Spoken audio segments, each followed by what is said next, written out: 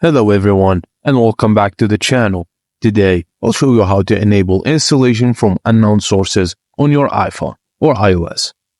Just follow these steps. Firstly, unlock your iPhone and open your Settings app. Then tap on General. Select Profiles and Device Management or Device Management for higher iOS versions. Next, find the app profile and tap Trust. Use Safari to download the trusted third-party app store like Tutu app or TweakBox. When prompted, just select Trust for the developer, and the app will install successfully.